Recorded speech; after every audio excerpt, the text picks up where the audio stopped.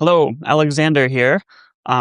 I'm not wearing pants right now. If you're watching this video, you've probably seen the Confessions of an Agnostic Mormon video or read the full essay. I thought, by the way of director's commentary, I would sort of talk about the construction process of this letterpress book, talk about the challenges, some of the unique problems that had to be overcome, and much like a digital errata, I will kind of talk about some of the errors that found its way into the book as well. The purpose of me taking this letterpress class during my thesis, I felt that I could learn more by actually printing than I could by just reading about printing. And I definitely now fully understand how long it takes. This was a hundreds of hours, maybe even 200 hours project. It took so much time. Like this book that I'm selling, it's from 1575. It's completely hand printed. Every single one of these letters had to be individually placed. And not only that, every image that shows up in the books had to be carved in wood. Before, I'm like, oh, yeah, no, that takes a long time. But now I'm like, oh my gosh, that took ages. We have a first edition copy of Euclid's Geometry in the collection. And there, you can see some of the circles and squares. And in the introduction of this book, the printer was sort of bragging that he's the only printer in Europe that can do these sorts of shapes. And before I'm like, oh, haha, that's kind of funny. But now I'm like, I bet you were the only one that could do it. So in the video here, I'm doing what's called typesetting. And so the way it used to be done for people who are not familiar with book history is that every single word that you see in a book was a little tiny piece of metal type, had to be placed in what you see here called the composing stick, every single piece of type. Now, when you printed something, you wanted it to read correctly, so the type is actually backwards and mirrored. So you kind of had to get really good at being able to read backwards. For the project, you can kind of see in the corner there, I am setting an entire sheet of type. And what it would come out to looks a lot like this. This is an uncut sheet. Where you can see the title page and like page 16, page 14, here's the table of contents, page 10. So it's very random. I was setting row by row an entire set. Here's a close-up image of the galley, and you can just see the individual characters, the individual little piece of spacing. Each of those had to be individually placed. Now, I had to do this 4 times because you print the front, and then you also have to print the back, and you have to line that up for a total of 32 pages that came out in the final product. The font is called typewriter font. It's meant to emulate, an old-fashioned typewriter. Now, I do not love this font, but the reason I chose it was because I was limited in how much, physical type was available.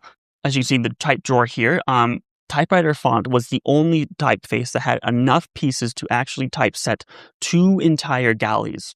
Every other type that I preferred, like Garamond or Times New Roman, did not have enough for me to actually complete the project. So I was entirely forced to use typewriter font, which, comes with its own set of issues. There was often inconsistency with some of the print, like the W's will sometimes just look completely squished together. The S's also had some issues with that. You can see in the photo here, I did 2 entire galleys and did a complete print run of both of those. And then I had to put that type away and reset 2 more galleys for a total of 2 signatures, both printed front and back, 32 pages. If you have a copy of the book, you'll see that there is inconsistency in print. I'm no expert in letterpress, but I think I did a pretty good job. But otherwise, reading it, you can see that there is some inconsistencies with the print. Now, when I was actually typesetting, you can kind of see in the video where I'm taking a pencil and drawing out. Like I had to digitally reconstruct the book first to print it out and to make sure that it would actually work. Like here's a printed version of the same book. I had to make sure that all the pages were in the exact order it needs to be in because it's eclectic. The very, very last page of the colophon and the very first page of the signature, the start of the atheist essay, they're right next to each other. Had to make sure that the actual book itself, oh, that staple's coming out. Oof. See, I didn't use staples. This is why staples are awful, especially for books, because they rust over time and they're terrible. As you can see in the book, I bound it with string. It's much, much nicer. I had to make sure that the words were actually fitting on the page. Sometimes that involved me changing a word to make it a little bit shorter, completely removing a section that I thought would fit, but doesn't actually. And so to make sure that I was keeping track of where I was crossing out as I was going.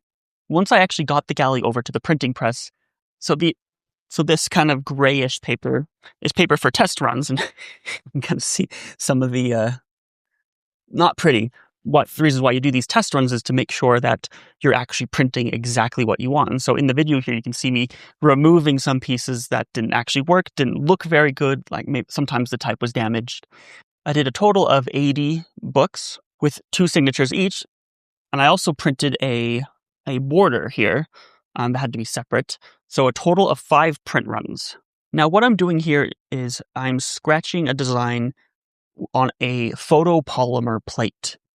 And so the process, you scratch it in and then you take it over to what you see here is this big machine that uses like UV light to sort of like laser the design in, and it sort of washes away everything but the design, which is right here.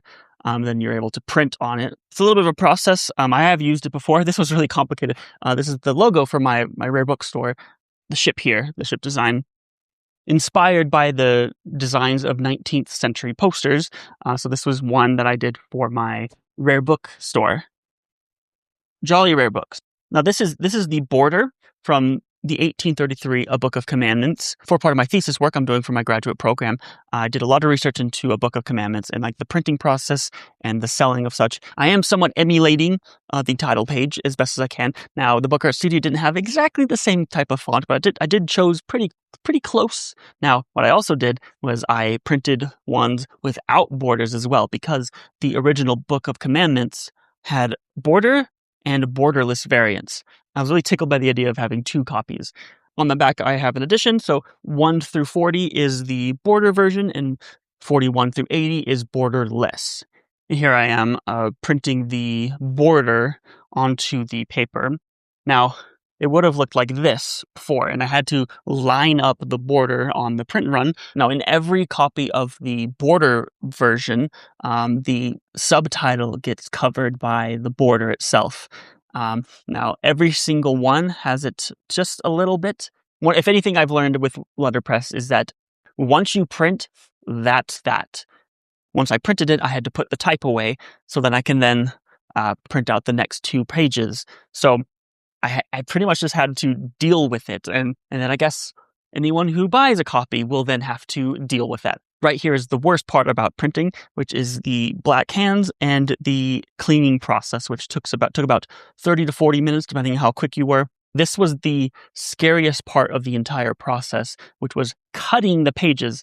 Each section was cut in half, horizontally and vertically. I had to double, triple, quadruple check that I was doing my measurements correctly, because one wrong cut and that ruins the entire book. Because I was unable to come back and reprint everything that I wanted to reprint. Because again, I had to put type away to then have enough type available to then set the next page. Definitely the most stressful part of the entire process. This is what an unbound page eventually looks like. Here's me folding the pages of the book. I always underestimate how long it takes me to do repeated small tasks. Now, because folding a single page doesn't take too long, but folding 320 pages, that took a long time and a deceptively long time. So here's me binding the pages together. I had to make sure I lined them up and then take the needle and thread and sort of do what's called a pamphlet stitch. But because I was doing 2 signatures, pamphlet stitching together, it was a little bit of a modified version. But once I pamphlet stitched the entire thing together, I then had to shave off, cut down the pages. Because it's hand press, I can't be perfectly consistent every time. So some of the books, the border gets cut off just slightly at the very bottom, and some of them are uneven. The way I've sort of done it is, starting at 1 out of 40, edition 1 out of 80, the lower the number, the better the copy. As it gets higher, it sort of gets worse and worse. I think the 40th copy of the border version is the worst copy of the border version. It'll be a little bit of a first come, first serve. If you purchase immediately and you're one of the first ones to buy it, I'll send you one of the best looking ones. But if I only have one remaining border version and that's the one you want, it's gonna be a little worse for wear, let's say. Like this one with the E being completely cut off is copy 37 of 40 border versions. Now for the errors that showed up in the book. Now, because it's hand pressed, as much as I attempted to mitigate the amount of typos and errors that show up, nonetheless, a couple still fell through the cracks. Can't really do much about that except appreciate the charm of a handmade book. Now, very often to save space when I was typesetting, I had to use different periods and commas from a different typeface. Every piece of type in the typewriter typeface is the same width every single time. And sometimes I am just a little bit over the line. So to save space, I would take that period and remove it and bring in a different period from a different typeset, which is much, much thinner to save space. And so if you're reading the book version, you may notice that there is variability in the commas and the periods. Some of the periods has a nice little hole in the center, and that's called open face font. You can see some examples on the screen here. But unfortunately, I did not catch that until after I had finished the book. On page 25, after the word groupthink, a comma appears when it should be a period. In pretty much every copy of the book, some of the letters are just a little bit off, and one comes up immediately in the very first line of the introduction, and it came to pass. The E at the end of came looks weird. You'll notice in the copy of the book that some letters just do not print quite consistently. At the very bottom corner, the word no, you'll notice that the O is a little bit up. That's because it is upside down. For another letter like M or A, it would be really noticeable, but because O is, the same forward and back, up and down, it kind of, yeah. On page 14, the word what is misspelled with an S instead of an A.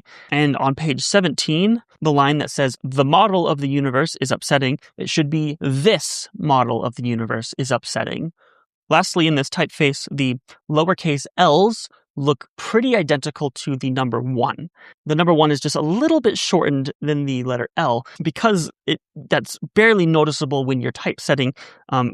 Occasionally when two L's are side by side, like in the word Jolley on page 7, you'll notice that they are just slightly different heights. A huge typo that I caught beforehand, but not until after printing 40 pages, which that tends to happen sometimes, is in the table of contents, I accidentally left off the essay atheist. But luckily, I caught this in time and was able to reprint another set of pages, which was annoying at the time, but it actually ended up being really good because I was able to practice lining up the borders and practice cutting on a dummy page that I didn't care what happened to it. So thank you very much for checking out this video. A link to the full essay. This is in a abridged version because I wrote about 10,000 words of this essay and I had to cut it down to just 1,000 to get it to fit into this book. So I do worry a little bit that some of the nuance of some of the things I was trying to say, some of the information would be kind of harder to understand. But I do think it kind of gets my main ideas across. But if you want to read the full essay, I'll have a link to read it, or you can watch the video version where I'm reading it to you. It's kind of like a podcast or an audiobook. If you are interested in making a purchase of one of these books, you can go to my website at jollyrarbooks.com. It's very limited, only 80 copies of this book, and I cannot make any more. The piece of type had to be put away for the end of the class, so there no more. I'm secretly hoping that in the future, someone's rare book catalog will have one of these books for sale. That'd be very charming. If that ever comes, I will probably be dead for that.